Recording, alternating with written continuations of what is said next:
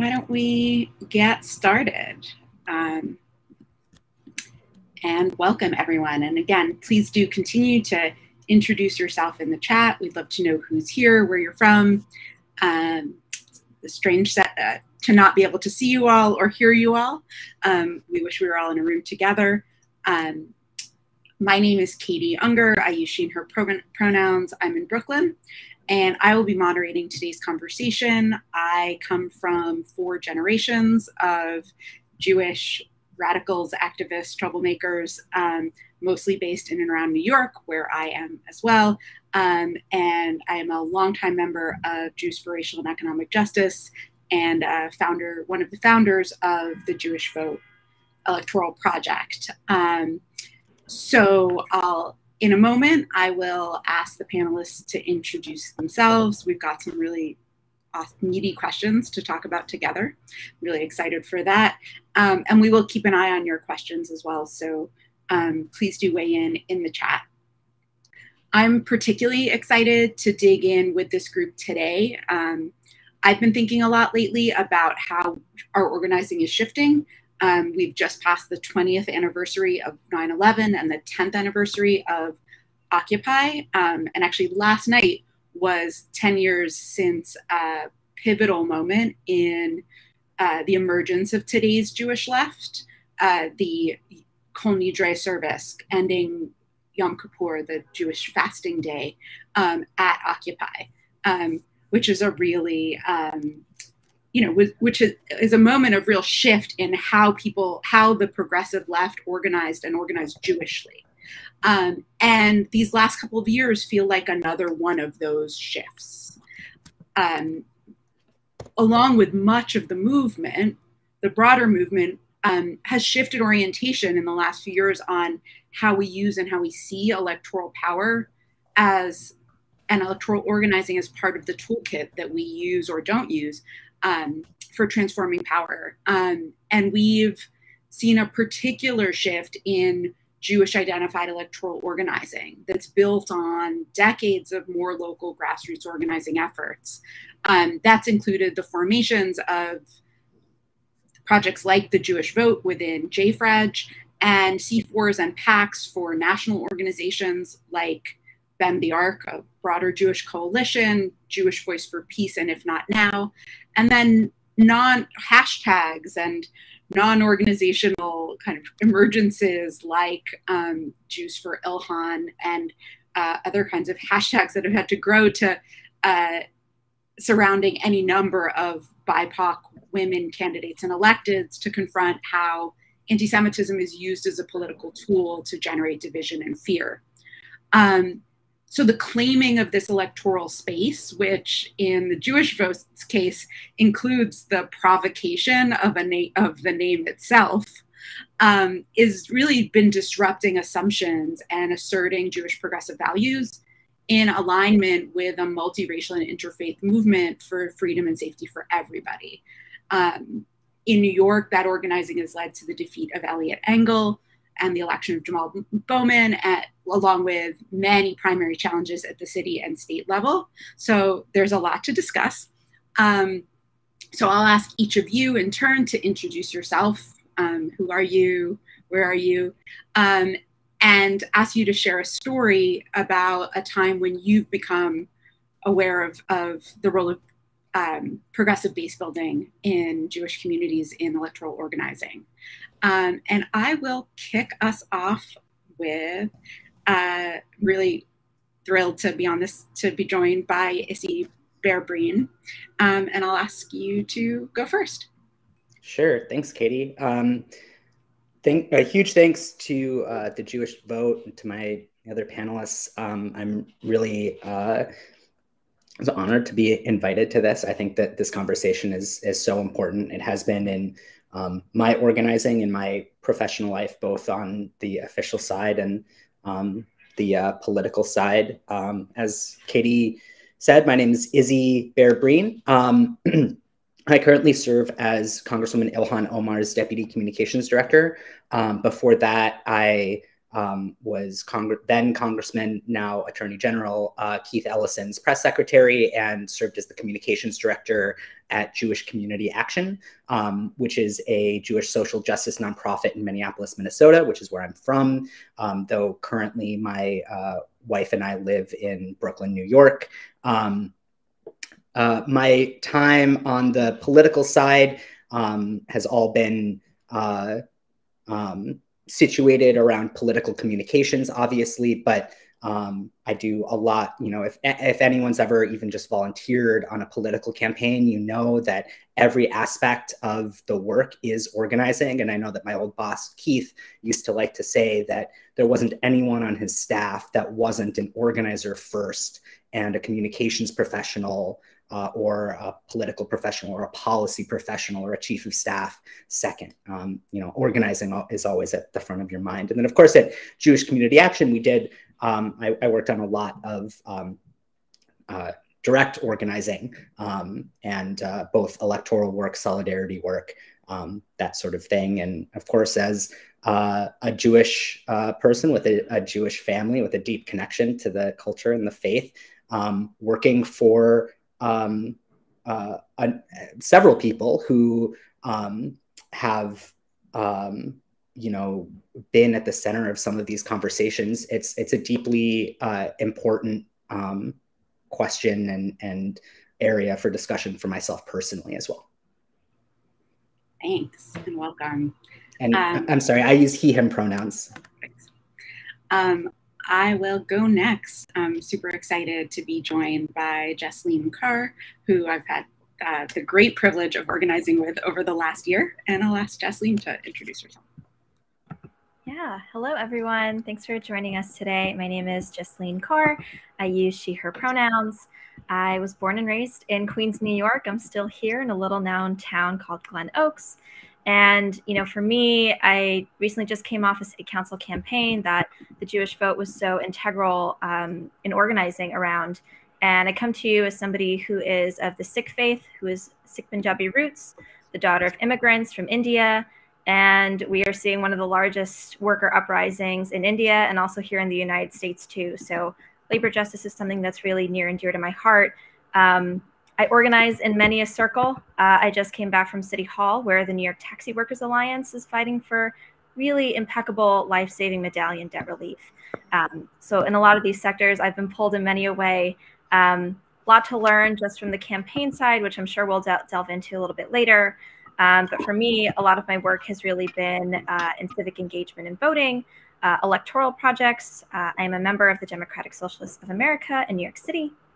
And of course, in the repro health, gender justice sectors. I'm also an organizer at Know Your 9, which does a lot of great education justice work for survivors of sexual violence in schools, and a lot of great immigration work at DC, where I worked with the National Asian Pacific American Women's Forum on reproductive health care, around issues of detention and deportation.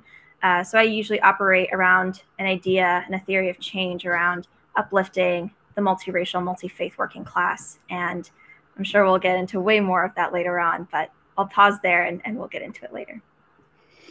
Thanks. And Carlin. Hi, everyone. I'm just so glad to be here with this incredible crew of folks and having this really important conversation. My name is Carlin Cohen, pronouns they, them, also okay if you use she, her for me.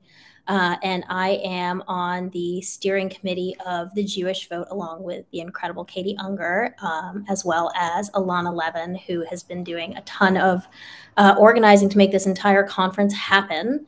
And at the Jewish Vote, we organize and build power on the Jewish left, both around different issues that are Jewish political issues, which we'll, of course, dive into more deeply, but that's everything from police accountability to ending all kinds of hate violence to universal long-term care and a caring feminist economy. And we also do electoral organizing to build progressive power on the Jewish left. By day, I work in social services, mostly doing advocacy around a variety of different issues, from trying to pass the New York Health Act to ending cooperation of ICE with local law enforcement and other issues like that. And I love that question that Katie started with that story. I grew up in North Carolina as the kid of a Filipina immigrant, as a Jew, and I don't think I even thought of Jewish progressive organizing, because progressive organizing in North Carolina, where I lived, was so small and so tight knit that we didn't even kind of delve into that. But I moved to New York about 10 years ago. That's where I am now. I actually am in Harlem, and became involved with JFREG. And that was really the first place that, you know, I saw that I didn't have to divide kind of my Jewish identity and my Asian identity, but I could really show up for the issues that I believed in as kind of my whole self. And then I got involved in the Jewish vote. And the particular race that I'm thinking of, where kind of Katie's question about the importance of building with progressive Jewish communities really showed up for me, was when we entered into Jamaal Bowman's congressional race. And we'll get into that more later, so I won't share all of the details, but the Jewish Vote was the first New York-based grassroots organization to get in on that race. And we really worked to build a new kind of power on the Jewish left and reach into a lot of our Jewish communities. And that really showed me and kind of set us up for future races around the importance of building that political power on the Jewish left. So. Thanks. So in this first piece, I wanted to dive in together on some of the questions about the broader role of this kind of electoral organizing and building movement, especially coming off of several decades, right, where there wasn't a lot of left-identified electoral Jewish organizing. What do you think some of the misconceptions that people in our movements have about Jewish political organizing and Jewish electoral organizing, and how have you seen that impact our work or our campaigns? Can I something that I've been thinking about a lot is the way that there's sort of these two poles that in the way that folks think about left-wing Jewish organizing in this country, that and there's really these two solid notions about how it works. Either it's, you know, radical kind of anti-occupation organizing, or it's completely separate, completely removed from anything having to do with Israel or anything international. And it's sort of the story of you know, the rabbis who marched with Dr. King and the Freedom Riders, and sort of the Jewish social justice organizing in the 1960s in the Deep South. And that apart from those two stories, there's not much of a, I don't know, an idea in American politics about what Jewish organizing looks like, which is so incomplete. You know, of course, both of those things are true. And of course, both are extraordinarily important, and both are enormous planks in kind of the history of Jewish organizing in this country. But it's also, yeah, very incomplete. There's such a strong, for example, such a strong history of Jewish labor organizing and labor solidarity. You know, my grandfather and his family in New York were big old Bundists, and you know, my mom is a lot of the research that she's doing is around the Triangle Shirtwaist Fire, and so many of the aspects of, you know, for example, labor organizing that we kind of take for granted in this country as being maybe secular or disconnected from at the time racial and ethnic and religious minority organizing is just not true. And I think that there's a lot that folks that doesn't find its way into the larger storytelling about how Jewish left-wing organizing works and what it's done in this country. That's a story that I like to tell myself a lot. Agreed with everything that Izzy said. And another thing that I think I would add is a lot of what I've observed, particularly in New York, is that not only do people not really even consider the kind of rich history of leftist Jewish organizing that Izzy so beautifully described, but that when they think of Jewish organizing, they don't even think of progressive organizing at all. So a lot of New York City, kind of the common conception around what Jewish organizing and Jewish issues are is very much what we see coming out of kind of the centrist donor class of Jews. And oftentimes in the public opinion, it's reduced to, the idea that Jewish organizing is only about Israel and Palestine and is only a kind of very centrist donor class, self-preservationist kind of view of that. And it kind of collapses beyond not only that rich history that Izzy talked about, but the very real progressive organizing that is happening on the Jewish left in New York right now. And I would add that on top of that, it also does not consider that, Jewish issues do not just boil down to Israel, Palestine, but that universal rent control is a Jewish issue. Yeah. Universal long-term care is a Jewish issue. A Green New Deal is a Jewish issue. Abolishing ICE is a Jewish issue. And that we can actually approach with our Jewish political values all of these different issues from a Jewish political lens, and that is our Jewish progressive organizing. Yeah, plus ones across the board, right? Carlin, what you're saying really reminded me of, I think, of what Katie told me a while ago, preparing for all of these endorsement questionnaires, that when Eliot Engel sat down to meet with community members, he brought up Israel when nobody had even mentioned it, right? That the default when you're speaking with members of the Jewish community is to immediately pivot to Israel and Palestine. And, that kind of sets us off the course of, well, people actually do care about other things, public safety, transportation, the daily life things in their own right without having to be tied to whatever sensationalist media is trying to get us to talk about or bait us into talking about.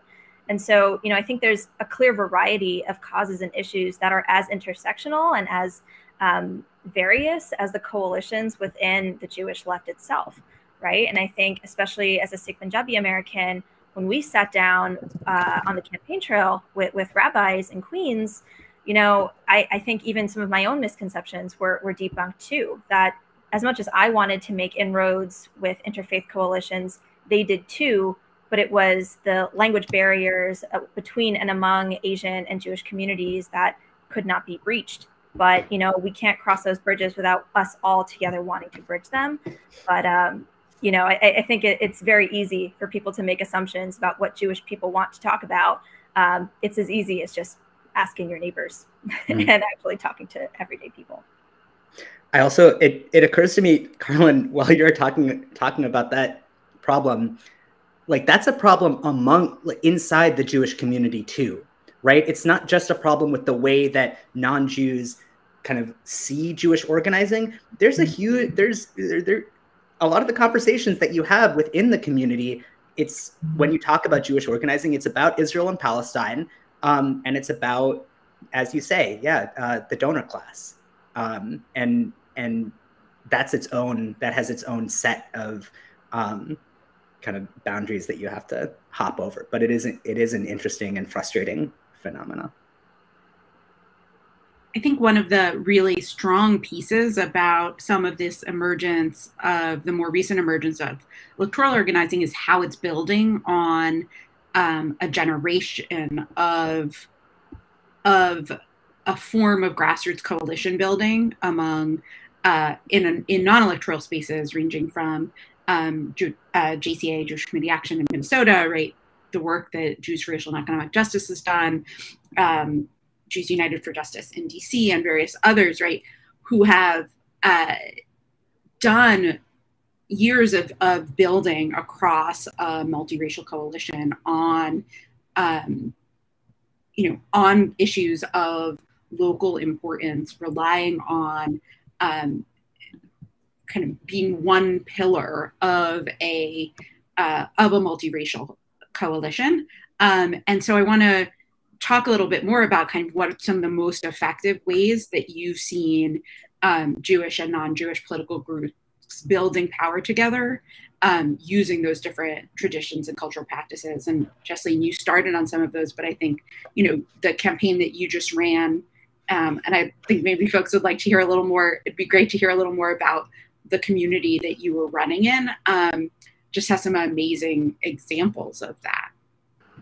Yeah, you know, the facets of District 23 in New York City Council, right? Like, it's such a tiny microcosm, I think, of just city politics at large, which is why these smaller local elections, I think, are just so interesting, because you dive into so many of the intricacies of how those communities have shifted. And so I was born and raised in the district that I ran in Glen Oaks, but, you know, it began as a much more significant white Jewish population, World War II veterans who moved into the co-ops. But as you moved into the 90s, early 2000s, you had many more Asian immigrants who now make up the third largest Asian immigrant population in New York City, in that part of Eastern Queens that just borders Long Island. And so I think that has created an interesting tension in the area, but also an opportunity to actually grow and build a multiracial left, right? A working class left that can agree on many things at the same time. And so, you know, much of the perception of this voting base was, well, you know, they're more moderate voters, right? These are people, but they're only moderate voters if you only keep engaging the moderate voters. If you don't engage the working class, if you don't engage Black and brown voters, you're going to continue getting many of the same results. And so I think what we were able to fashion was really because of a lot of incredibly smart young Jewish women organizers who, whenever they went to the doors, whenever they picked up the phone, were talking one-on-one as if like we're family members with each other. I'm somebody who lives in the same neighborhood as you, and here's the kind of future I want to see for all of us together as a collective. And so I think the radical traditions within the Punjabi community, where we also had a really strong organizing foundation, coupled with a really strong radical Jewish tradition, really married into a coalition of folks who turned out to vote en masse in a place where we didn't think that the left could win or could be close to winning either. And so, you know, for me, I always come back to the story in Sikhism of one of our gurus who who was a political prisoner, who refused to leave unless the 52 other political prisoners with him were freed as well. And so that was something that really tied into the Shabbat and schmoozes that we had together with our Jewish constituents in the neighborhood as well, right?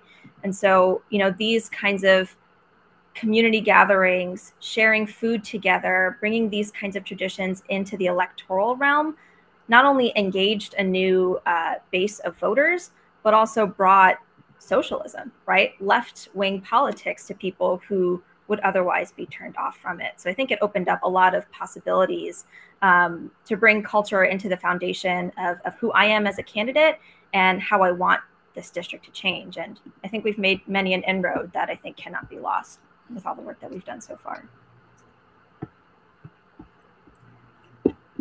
Thanks. Carlin, I wonder if I'd love to also talk about the role of care in all of this. Especially, I think one of the misconceptions that doesn't get mentioned in all of our left organizing is there's a misconception around youth and the role of like exclusively young, right? That what Jewish movements are like old history and young people, which I think is really untrue. So, Carlin, wonder if you want to dive in here. Definitely. I mean, when I think of multi-generational organizing and when I think of like Jewish and non-Jewish political groups organizing, the first thing that comes to mind is the New York Caring Majority. And that's a statewide campaign that's made up of elders, young people, disabled New Yorkers, home care workers, and Jewish groups, non-Jewish groups that are all organizing for universal care across the lifespan. And that includes, single-payer healthcare, universal childcare, universal long-term care, justice for home care workers.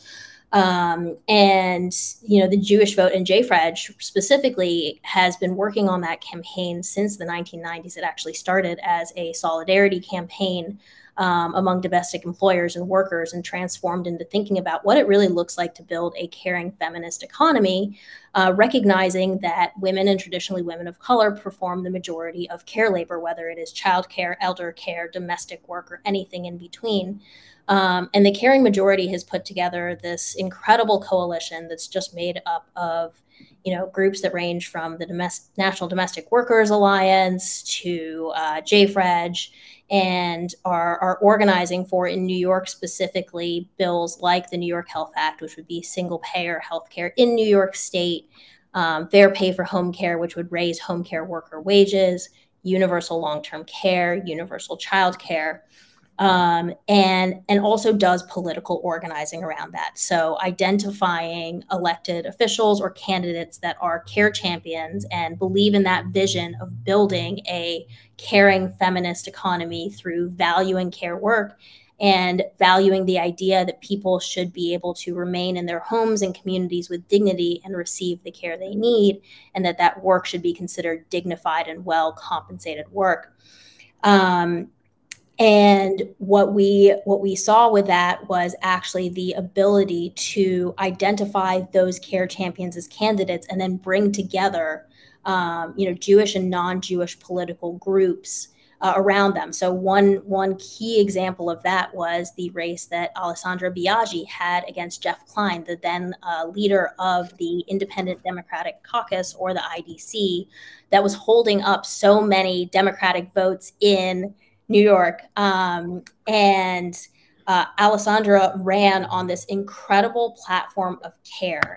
And when we entered into that race, the Jewish Vote and other leftist groups, it was basically said that Jeff Klein's hold was too strong, and there was going to be, impossible to kind of break up the IDC. But we had really identified that the IDC was, in fact, what was keeping New York, that was in theory supposed to be a progressive state, from passing all of these bills and these budgets that actually agreed with the values that we wanted to see the state espouse. And Alessandra ran this incredible campaign, as did a lot of other candidates that are now, thankfully, are state elected officials in New York State against other members of the IDC. And the platform was centered on that idea of care. And I think that goes back to a lot of what Justine was talking about, is like having those conversations neighbor to neighbor and saying, what does it look like to build a caring economy that works for all of us, that is dignified for all of us? And those conversations worked. The grassroots organizing and power behind it worked. And lo and behold, the term IDC, we now explain, because it's a thing of the past and not of our present. And we saw that with that power that we built in that district, we were then able to leverage those same conversations and that same care platform for later Jamaal Bowman to defeat Eliot Engel. And so that's where we see like really having that powerful issue-based organizing that happens with Jewish and non-Jewish groups. We were able to bring in ritual. I know that Justine already talked about, Shabbat ritual, but we were able to bring in ritual both for electoral organizing as well as, issue-based outside of our elected officials' offices, during budget session, and really see that organizing happen.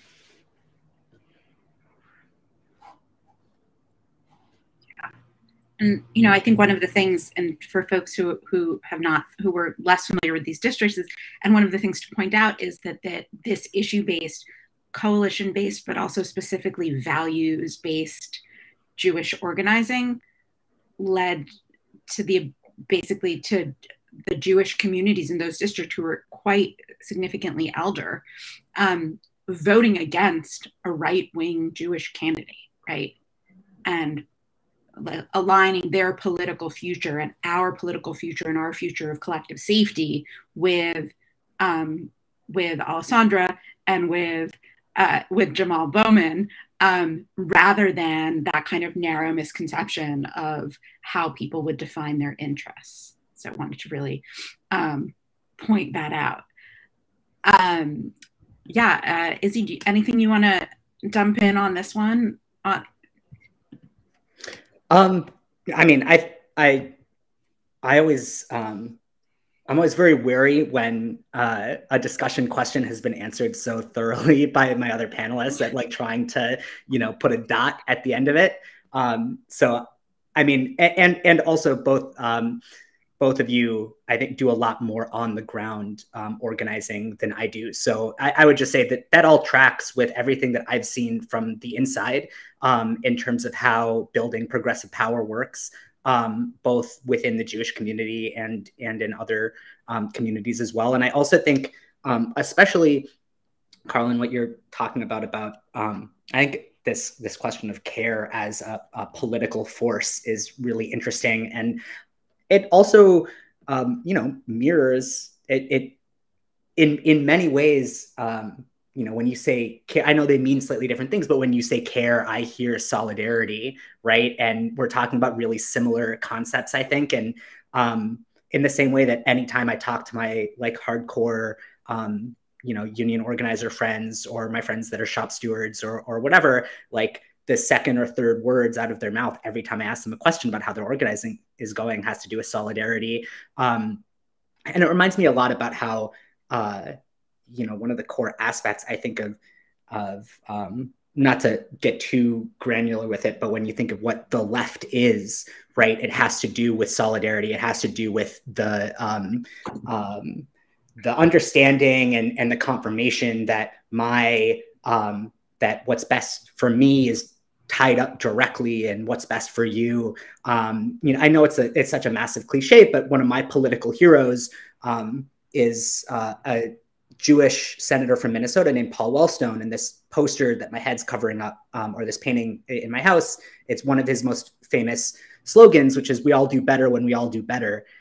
Which, when you think about it, is, it's a tidy little political syllogism, but it's also, it's like all the best cliches, it's so true, right? And I think when the most powerful reaction I get when I've done organizing inside the Jewish community is talking about the ways that, like when you said the Green New Deal is a Jewish issue, right? And rent control is a Jewish issue, and talking to folks about the issues that materially affect them outside of the fact of them being Jewish, but then using the lessons and the teachings of Judaism culturally and religiously to connect that material reality to all these other communities. It's incredibly powerful. It's the best tool that I've found that we have in building power. So that's, yeah. And thanks for that. And I do want to take a minute or two. There's a question in the chat that I think that this part of the conversation is starting to get at some of the evolving answers to, and I wouldn't say we're close to have all the answers to it. And we have a question in the chat about talking to post-Soviet Jews and other parts of the Jewish community who are not, right, who these words don't necessarily work, who the sort of touchstone words around solidarity, universalism don't necessarily work for. I do think what you were getting at, and Carlin, some of this conversation around care starts to get at that.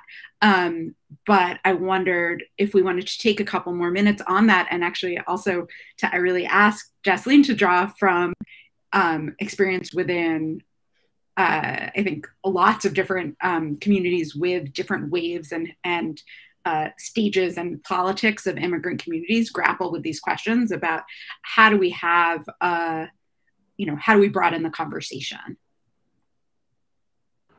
Yeah, I mean, I think even the Defund NYPD campaign across New York City was such a jolt, such a knee jerk for a lot of people. And that was hard even in the Punjabi community, because we have a lot of folks who are employed by NYPD who may be traffic enforcement, might be school crossing guards, who were really just, getting into awful fear-mongering language that was being propelled in media, or just, didn't really want to engage the first time. But I think that's what the utility of deep organizing is, whether you're doing electoral work or trying to build out coalitions, right? That it doesn't just happen once, right? You're not going to win someone over in a 10-minute conversation over the door.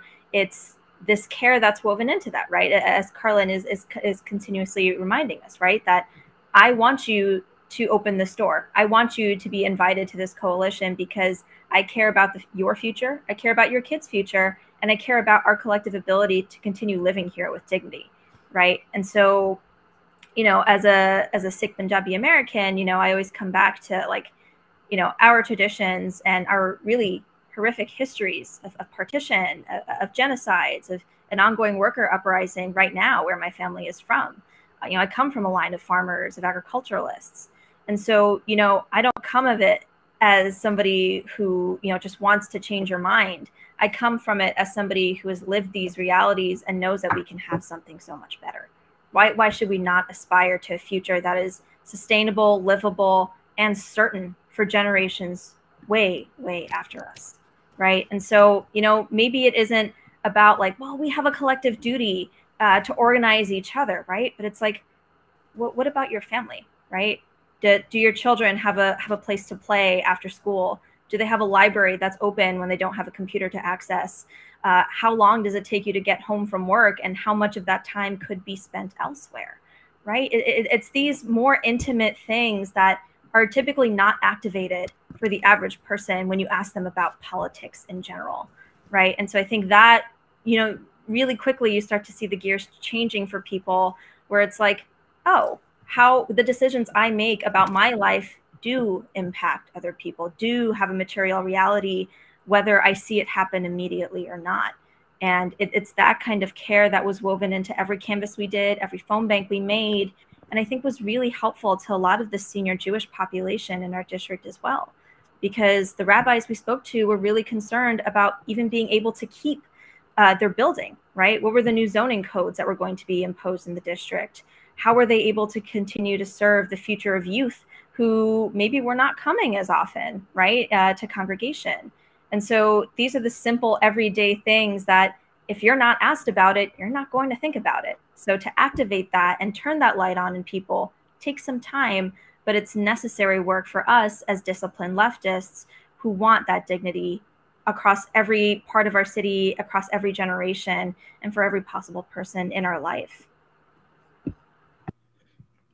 And Katie, could I just jump in quickly, because part of Masha's question was about communication to some degree, right? How do we talk about this stuff to folks that might be turned off about these particular aspects of language? And I guess the first thing I would say is that, yeah, it's a shame that some of the historical traumas that many of our families have undermine a lot of what are otherwise some of the best tools that we have for communicating and organizing.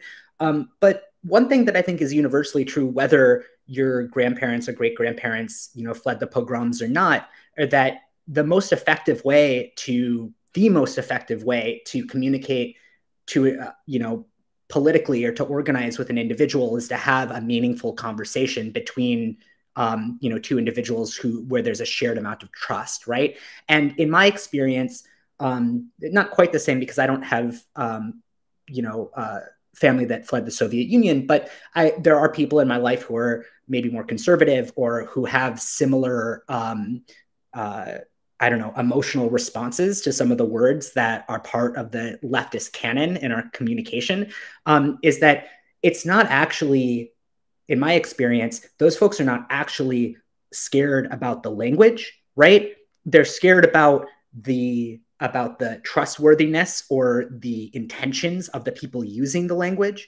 And I also think that a lot of these ideas, universality, collectivity, solidarity, they are nice words because they have a lot of stuff wrapped up in them, but they're really just words used to communicate what are fairly simple ideas, which is it's good when the things that affect both of us, when we both work together to get things that would be good for both of us. It's good when a lot of people who don't have a lot of power individually come together, and then when together they have a lot more power than they would if they weren't together. And together, we're more powerful than the small individuals who have a lot of power one by one, right? And so I think for me, the practical answer to this question is to have those conversations with these people in your life where you already have an established element of trust in the relationship because you're family or your friends or whatever, and have the conversation in a way that allows you to kind of break down some of this language into the more individual points. Because I think that even folks in who have histories like that, you know, even people who fled the Soviet Union, even people who might have been doctrinaire Marxists, you know, in the 1930s and 40s, but who became disillusioned by Stalinism, like the values of leftism, of plurality and of solidarity, like these are human things, and I think the language is less important than having the conversation in a safe setting between people who trust each other. Yeah, I think that. Oh, go ahead. Go for it, Carla. I was going to say the one small thing I would add to that, because I feel like all of that was really on point, but, you know, reflects a lot of my own experience. My family came to the United States either through fleeing the pogroms or through, you know, leaving the Marcos dictatorship in the Philippines, both of which through very different pathways produced a lot of conservative attitudes, and understandably so, because that intergenerational trauma is very real. And I think that for me, like the care part of it is very, very core to both the reason to have those conversations, as well as like the framework for having those conversations. And I think that, you know, a lot of times in different spaces for folks in our generation, particularly with immigrant families, we talk about the need to talk to our family members and how to talk to them. And I think that, like, exactly what Izzy said about like having those established relationships and having the idea that even if, you know, people have a different viewpoint, that in fact nobody is disposable, and it's worth having those conversations if you feel like you have the emotional capacity and energy to do so. And that oftentimes they might have to happen over a long time, but it's deep organizing and it's relational organizing. It's not, you know, it's not any of our short-term organizing work. Although arguably what organizing work ever is short-term, but that's a story for another time. And I do think that framework of care and having those conversations is really important, because when we break down, you know, what may seem like challenging concepts or nebulous concepts or even dangerous concepts, but we talk about what is the care that we want to receive ourselves, see the people around us that we love receive, and then how do we organize to make that happen? I think that a lot of times we're able to actually dig beyond kind of those initial knee-jerk reactions and really think about like, okay, what are we trying to build? I think the one thing I'd also love to just bring into this piece is the importance of, I think one of the key pieces of this conversation is that this kind of organizing and this new wave of Jewish organizing inside and outside electoral space involves sort of a deflattening, right, of misconceptions. And a key piece of that, I think, is kind of complicating what the Jewish experience is and who Jews are, right? And a key piece of that within Jews for Racial and Economic Justice, right, includes explicit and grounded organizing among Jews of color, among Mizrahi Jews, right, from the you know, what's considered the Arab world, Sephardi Jews, Jews from all different kinds of traditions, outside of maybe some of the ones that a generation of really stereotyped flattening of the Jewish vote have erased, organizing in and among various Jewish communities lets people find their own language, you know, bring all of their different pieces to the table, and encounter some of these different questions from all of the different places that, you know, that people are coming from, and then bring it back both across Jews and in interfaith organizing. And so I think it's really important. I think it's really enriched and made it possible in a lot of ways to shift some of how kind of like Jewish solidarity around Islamophobia plays out when we have, you know, when we're seeing it as less a purely, as less of a pure dichotomy and embracing the complex experience of an entire section of Jewish communities who have really different histories, whose histories involve very new other forms of political conservatism, but also who have folks coming in out of and of those communities who are really now trying to build and find the language that works.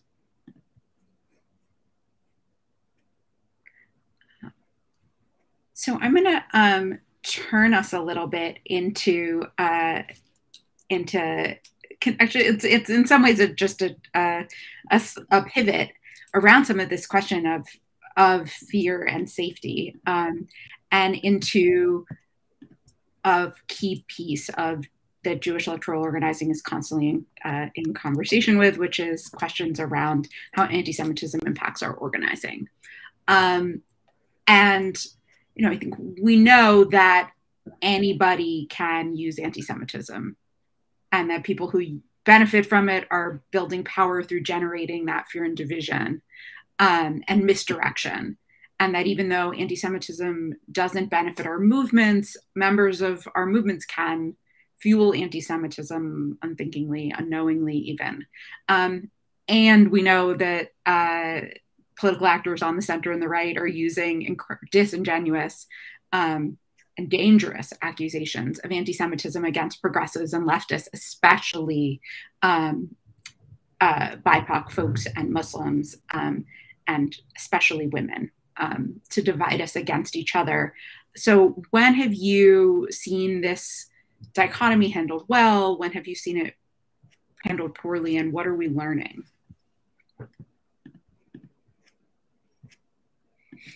Don't know who wants to go first. I'm sure Izzy has a lot of things on this, but also really interested in. Yeah, I'm happy to start if folks want. Well, obviously there's a lot to talk about on this question. I guess I'll share a few observations that I've had, and actually a lot of this hasn't come from working for public leftists who have been accused of being anti-Semitic. A lot of this experience has come from working within the Jewish community when I worked at JCA. But there's a few things. I think the first thing is that by and large, a phenomena that I've seen is that among folks in the Jewish community who I wouldn't describe as leftists, but I might describe as, liberals, kind of left of center Democrats.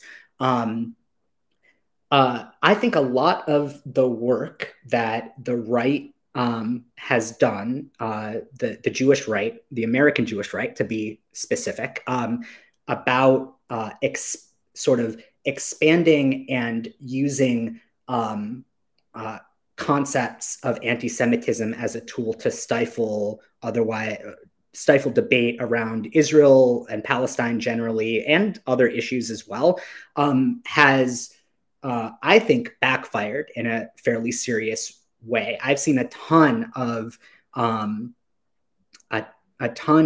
folks who, even just a few years ago, might have been sympathetic to arguments about certain things maybe being anti-Semitic tropes, or certain aspects of anti-Zionism qualifying as anti-Semitism, who now are much more skeptical about these claims because they've seen how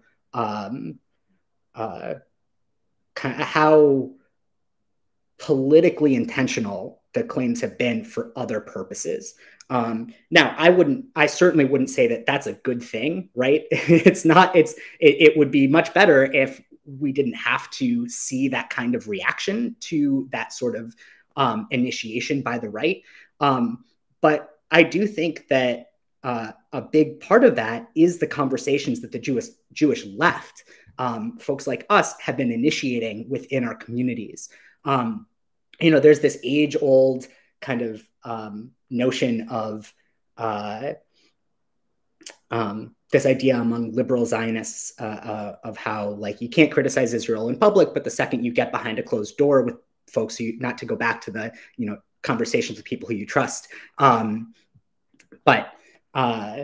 and then once you're in a situation like that, suddenly everyone is talking about how awful it is and whatnot. And I think the question of anti-Semitism and how it relates to anti-Zionism, to the occupation, et cetera, becoming such a public issue might, at the end of the day, have a positive effect on the debates around anti-Semitism, especially when it comes to folks on the left. I'd be remiss if I didn't point out that, like, I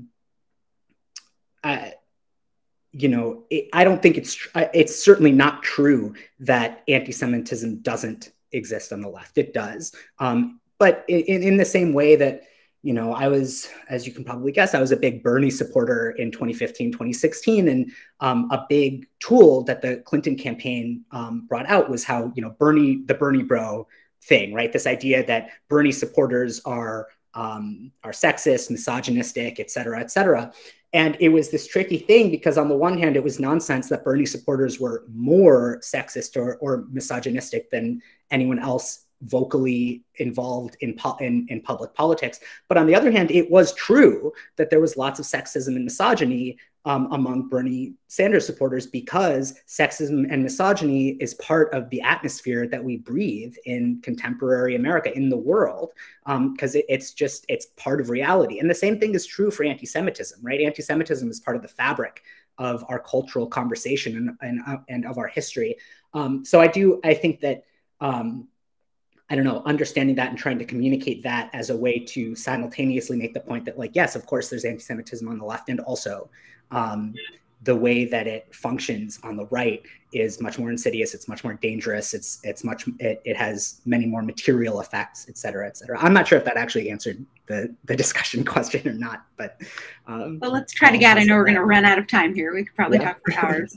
We got a couple more sort of thoughts on this, Anne. Yeah, I mean, God, like, anti-Semitism is that wedge that will keep trying to find its way into the cracks of our movements, right? To continue to deteriorate our basis, to deteriorate our sense of solidarity, right? And I think sometimes it does hurt when it comes from other people on the left or other people within your community. Like, I had an opponent who was also Sikh Punjabi, who was sending these, not even mail pieces, just like posting these like flyers on the doors saying that I am this like anti-Zionist who has an quote, ancient blood libel against Jewish members of our community, right? And that came from such a bad faith place, right? Of like, maybe it's an aggression to win, maybe it's getting rid of whatever values you grew up with and say in certain rooms, and then using that to undercut other folks in other rooms. And, I think that's what, that kind of gets to what Izzy was saying, right? That like, you have a lot of PEP Democrats, people, progressive accept Palestine, who will not stick their necks out when the moment asks for it. And so I think, it's definitely harmed the left broadly, but I think we've had a lot of really incredible champions who aren't afraid, who won't run away from the issue, because I think the more that, we run away from things like BDS, from defund, from all of these topics, right, the more we hurt our own capacity and ability to talk about it engagingly and smartly with people who could be really brought into our movement effectively. Agree, totally. Carlin, you want to? I think just the quick thing that I would add on that, and is that I think that Jewish organizations like the Jewish Vote and other political groups on the left and Jewish organizing on the left are uniquely positioned and have a unique responsibility to combat this. Everything that Izzy and Jocelyn just described, we know that the far right and that white nationalists weaponize anti-Semitism, particularly against women of color, particularly against, Muslims. And when that is perpetuated on the left, because it is perpetuated on the left, it is ultimately the far right that benefits from it. Mm-hmm. And so as Jews and organizing on the Jewish left, I think we have a unique responsibility to call that out, to examine the relationship between white supremacy and anti-Semitism, and at the same time call out how anti-Semitism differs from other forms of oppression around white supremacy, specifically anti-Blackness. Mm. And can I just throw one last short thing out there? This, I don't know if this might be a controversial comment among this crowd, but when I worked at JCA, and I assume it's still the case, we had a policy that we didn't do organizing around Israel-Palestine, right? Now, we didn't do organizing on any international issues, really, because we're a domestic social justice organization, of course. But I know that this is a fairly common stipulation among domestic Jewish social justice organizations. I'm not sure if JFREG, for example, has this as a policy, and it makes sense why you would, right? Because it's such a controversial issue among the Jewish community, even among the Jewish left. It can be a difficult needle to thread. And so if you want to build solidarity around other things, it makes sense. I think personally that the conversations around anti-Semitism and how it functions, and certainly how it's used by the right, are coming to a point that preclude that from being a realistic policy, because so much of the accusations around what is anti-Semitism, and as a result, as a reaction, what needs to be argued fervently is not anti-Semitic, involve questions of Zionism and occupation organizing. I'm not sure how realistic it is for us to attempt to try to separate those issues. I've seen lots of folks try to, organize around issues of anti-Semitism, but then when the question of, okay, is anti-Zionism anti-Semitism, suddenly it's like, well, I'm not sure that we can actually talk about that. Let's try to move on to something else. And I don't know how realistic that is. Yeah. So I think that JFREG and the Jewish Vote do not have that stance. And in fact, I think Marcia's comment in the chat, which was this, that it was really critical to pushing back when various super PACs, totally, for Israel, came in on Engel's side with his clear tacit or more than tacit consent, right, to try to portray Jamaal Bowman as anti-Semitic for those reasons, right? That the fact that the organizing had not sort of ignored it, had both rigorously insisted that it was that most Jews in the district had top issues that were the same as the rest of their neighbors around housing, care, healthcare, climate, all these other things, and like fully acknowledged people's feelings and realities around what it means to feel safe and in community, right? And fully acknowledged that there's a set of of politics that people around Israel, and that when we can do those three things, even without fully agreeing on all pieces of those, we can have those moments, right, where, as Marcia was pointing out, right, it backfired, and Jews in the district had been organized into enough of a place that the people didn't fall for it, right, that it wasn't able to be used as the mechanism for fear that it was supposed to be. I think we have seconds left before we get cut off in this incredibly rich discussion. I don't know if we just get yanked at 60 is my expectation. Tugged like the Muppet Show backstage. I do want to, since I don't think we will have time for closing, good. We're good.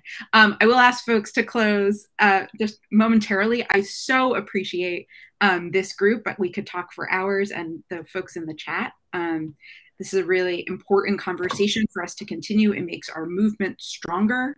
So maybe I will just close us because we have a minute and a half. That we've seen a bunch of different threads coming through that have started to come out in this conversation, right?